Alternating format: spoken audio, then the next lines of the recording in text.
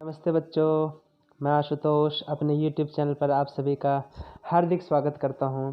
बच्चों, आज हम पढ़ेंगे एक बहुत ही अच्छी कहानी जो कि है चौथी क्लास की और हिंदी का वह पार्ट 2 है।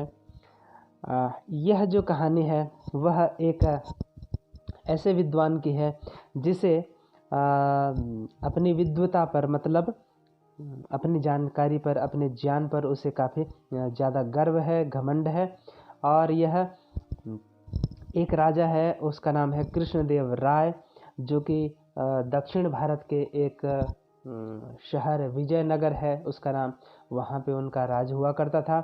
और उनकी सभा में, उनके दरबार में कई अच्छे अच्छे मंत्री, कई चालाक शातिर मंत्री हुआ करते थे। उसमें से एक सभासद थे, मतलब जो सभासद मतलब दरबार के जो सदस्य होते हैं, वो उसमें से एक थे तेनालीराम। तेनालीराम के बारे में आप लोग सुनेंगे आगे भी और पढ़ेंगे, ये और सुना भी होगा हो सकता है। तेनालीराम एक चालाक और बहुत ही बुद्धिमान मंत्री था कृष्णदेव राय के दरबार में।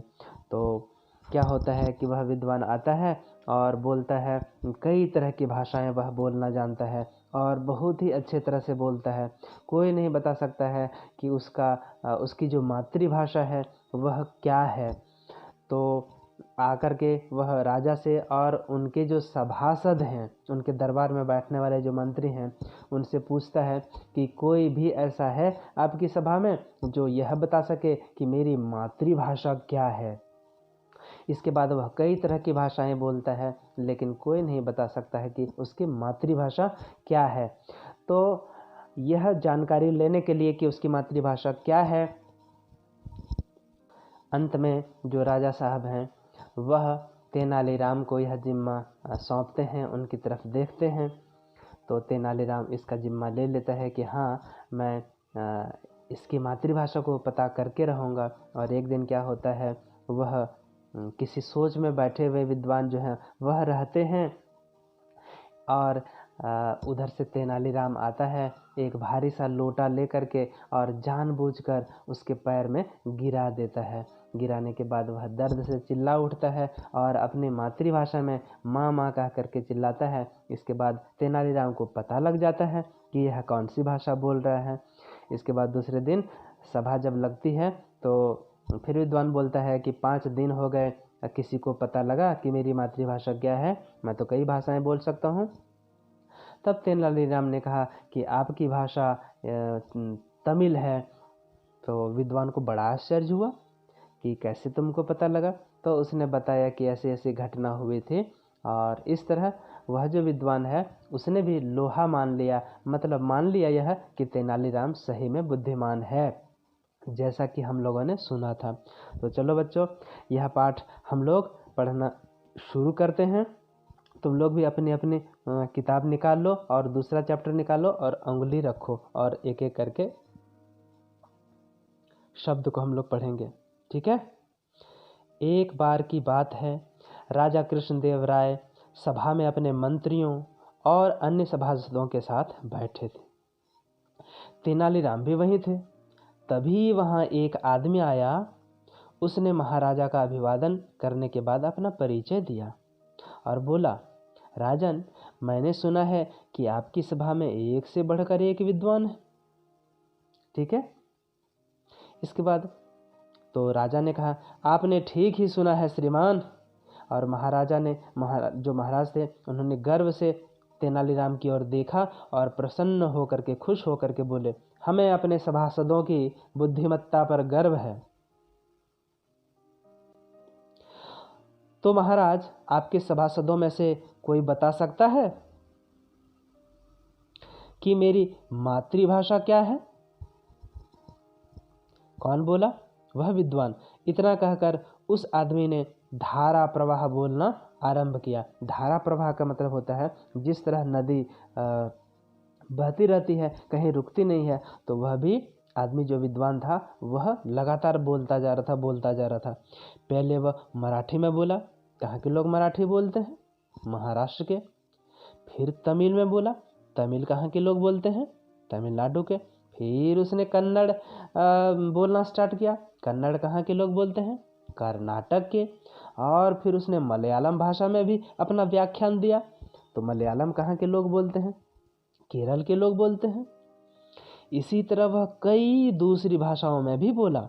वह जो भी भाषा बोलता था सुनकर लगता था कि यही उसकी मातृभाषा है, क्योंकि प्रत्येक भाषा पर उसका पूर्ण अधिकार था। हर भाषा को वह ऐसे बोल रहा था, लगता था कि वही उसकी मातृभाषा हो।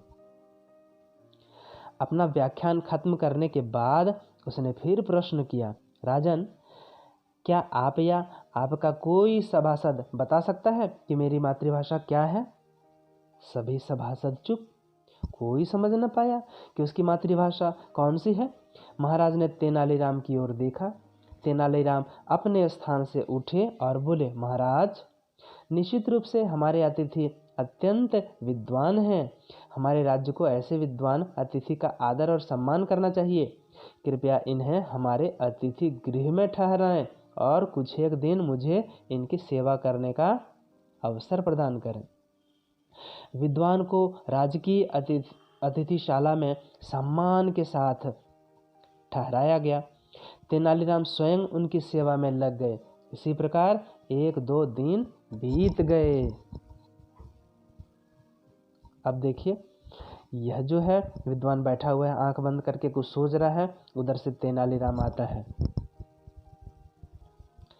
एक दिन सवेरे तेनालीराम ने देखा कि विद्वान स्नान कर एक वृक्ष के नीचे बने चबूतरे पर बैठे हैं। उनके पैर धरती पर थे और वे आंखें बंद किए हुए किसी सोच में डूबे थे। वो कुछ सोच रहा था। तेनालीराम कुछ ऐसे ही अवसर की प्रतीक्षा में थे। तेनालीराम जो है ऐसे ही अवसर मतलब ऐसा ही मौका वो चाह रहा था, और प्रतीक्षा मतलब इंतजार करना। उन्होंने कांसे का एक भारी लोटा लिया। अब सोचो, कांसे का ही क्यों लोटा लिया? क्योंकि कांसा का जो लोटा होता है वो बड़ा भारी होता है। और उसे एक कांसे की थाली में रखकर विद्वान के पास दबे पांव पहुँचे, और उस लोटा को भी रखा था एक कांसे की थाली में।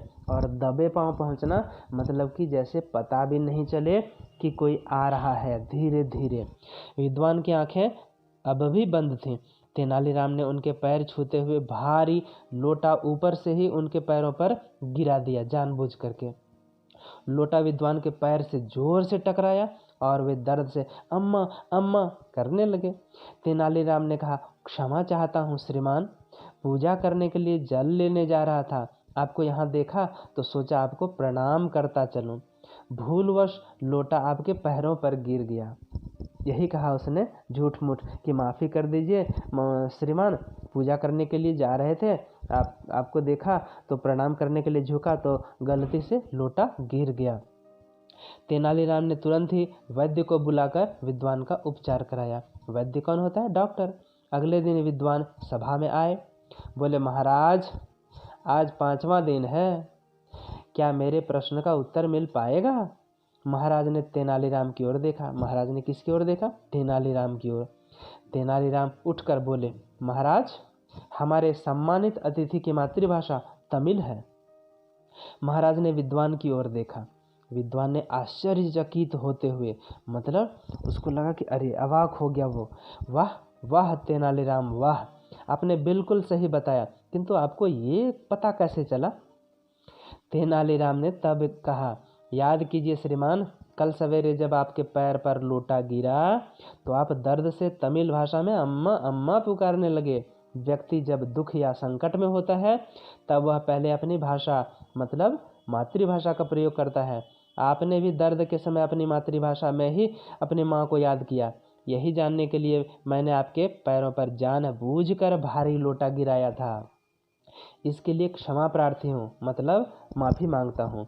विद्वान ने मुस्कुराते हुए कहा, आप धन्य हैं तेनालीराम, आप वास्तव में बहुत ही बुद्धिमान हैं। महाराज, मैंने आपकी सभा के बारे में जो सुना था वह सच ही पाया कि आपकी सभा में बहुत सारे विद्वान हैं, एक से एक सही बात है। यह सुनते ही महाराज कृष्णदेव राय ने सहर्ष अपना मूल्यवान हार तेनालीराम को पुरस्कार में दे दिया। खुश होकर के कृष्णदेव राय ने क्या किया कि जो हार है वो तेनालीराम को प्राइज पुरस्कार के रूप में दे दिया। सभी सभासदों माने बाकी जो सभा में और सदस्य थे उन लोगों ने भी तेनालीराम की भूरी भूरी प्रशंसा की, मतलब बहुत खुल करके उसकी प्रशंसा की, मतलब उसकी बड़ाई की।